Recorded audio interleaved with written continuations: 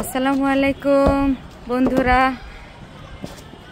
বৃষ্টি ভেজা বিকেল। আমরা ছাদে আসছি। এই যে বাপ বেটা বল খেলতেছে। এখন ফারদিনের যে বয়স, এটা হচ্ছে বয়ঃসন্ধিকাল। এই সময়ে বাচ্চাদেরকে প্রচুর সময় দিতে হয়। এই সময়ে ওদের শরীর বাড়তে থাকে। শরীর বাড়ার সাথে সাথে মনের অনেক পরিবর্তন হয়। এই সময়টাতে বাবাকে এবং মাকে, পরিবারের অন্য সদস্যদেরকে এই বয়সে প্রচুর সময় দিতে হয়। এদের সাথে বন্ধু হয়ে খেলাধুলা করতে হয়, গল্প করতে হয়, এদের মনের অবস্থা জানতে হয়। এ বয়সে মেজাজটা খিটখিটে থাকে।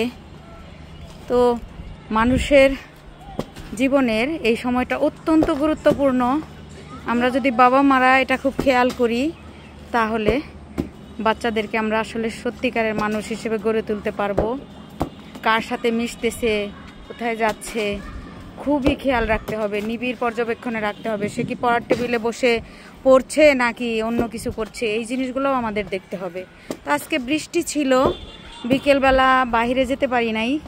তারপরেও বাচ্চাকে সময় দেওয়ার জন্য ছাদে আসছি। ছাদে যেটুকু জায়গা আছে ওইটুকুই মাথায় এটা রাখতেই হবে যে বাচ্চার জন্য আমার এই সময়টা দিতে হবে, তাহলে আসলে ব্যবস্থাটা হয়ে যায়।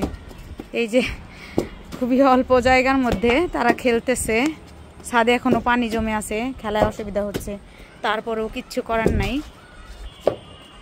এইটুকু সময় দিতেই হবে। এভাবে আমরা প্রত্যেকটা বাবা মা সন্তানকে খেয়াল রাখবো ইনশাল্লাহ। আমাদের সন্তান যেন বিপথে চলে না যায়, সত্যিকারের মানুষ হয়, খেলাধুলা শিখে মোবাইলে আসক্ত না হয়। মোবাইলে আসক্ত হয়ে গেলে জীবন শেষ, আর লেখাপড়া কিছুই হবে না। ভালো থাকবেন সবাই বন্ধুরা, শুভ বিকেল।